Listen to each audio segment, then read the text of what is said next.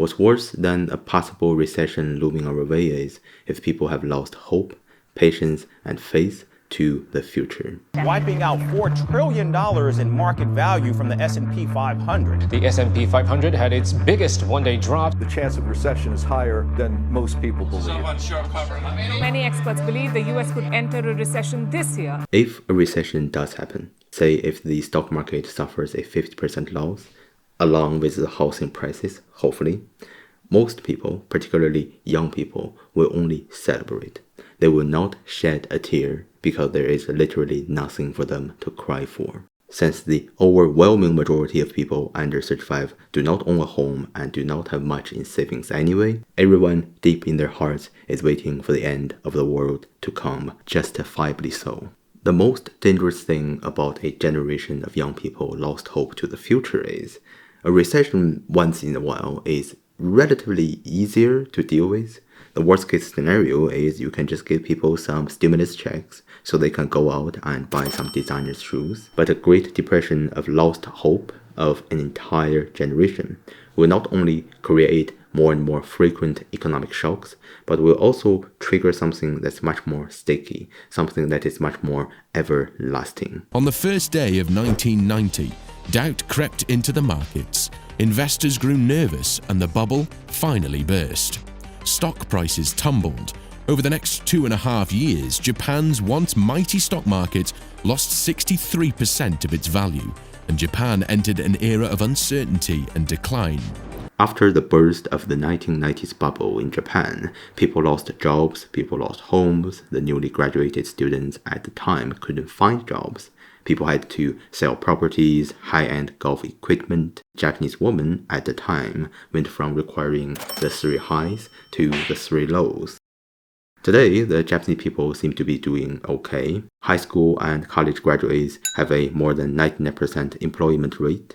Rent is low and the quality of everything is high, except for the generation that went through the bubble burst. Many of them still can't find proper jobs, so they rely on part-time gigs like delivering Uber Eats for people who are 30 years younger than them. Many of them still don't have their own places, and many of them remain single and childless well into their 50s, even 60s. They were essentially the sacrificed generation, sacrificed by the system, sacrificed by the ups and downs of what we call the economic cycles. And when the economy began to stabilize again, a newer generation of workers emerged to compete with them. And of course, most of them couldn't compete with someone who is 10 to 15 years younger, who is willing to get paid much less.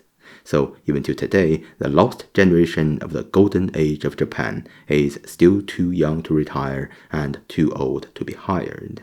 As stabilities and opportunities decrease, whoever has the option to leave in pursuit of a brighter tomorrow will leave, either from their birth city or even birth country. This often applies first to the more talented and ambitious individuals, aka the last group of people you want to lose, because these are the group of people who is willing to work for peanuts day and night in an attempt to gamble for a great future. But if even they can't see a future for themselves, whether a career or the possibility of owning their own home, or even romantically, they will switch to a place where they can.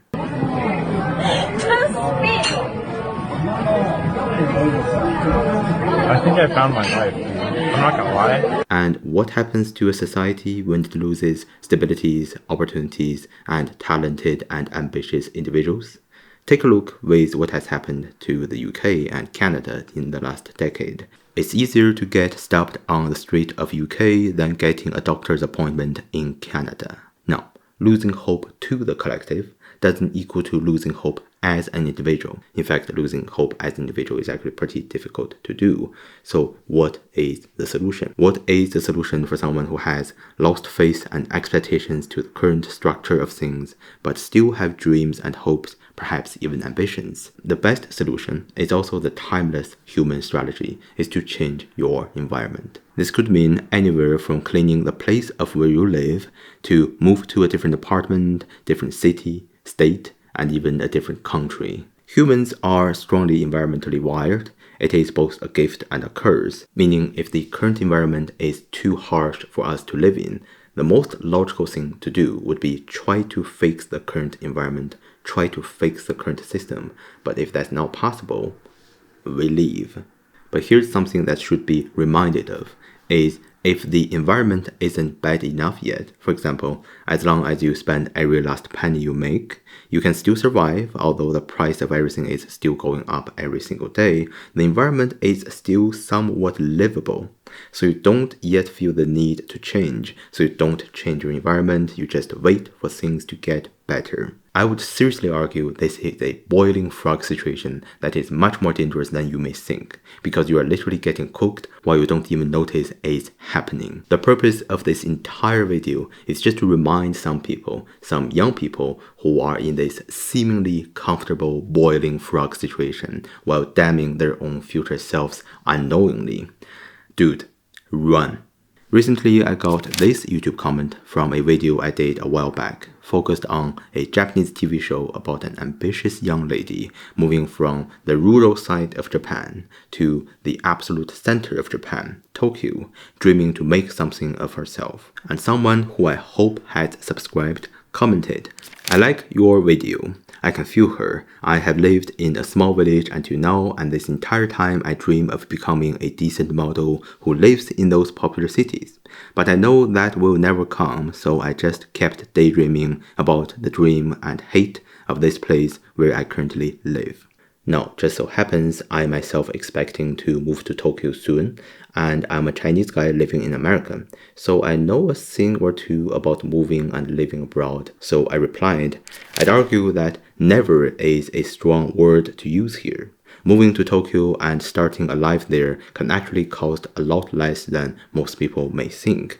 In fact, if you compare the cost of living in New York City and Tokyo, Tokyo is significantly more affordable and more fun. If you do more research on this, you may find it easier and more possible than you think." My point is, if someone has lost hope and expectations to the future of the current momentum of things, of the current system, of the current structure, the best thing for them to do is actually just to move to a new environment, somewhere that offers more in short to medium term future, while keeping the old place as a backup.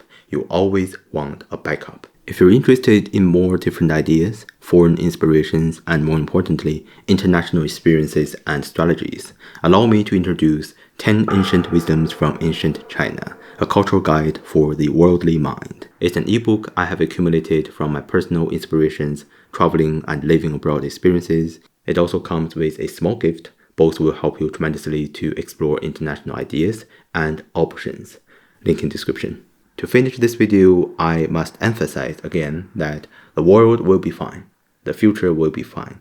It's just this generation of people have been purposely sacrificed and ruined. And it's not any of this generation's fault. So it is literally everybody else's fault, which is kind of ironic. But this is the situation we're in, so save yourself while you can.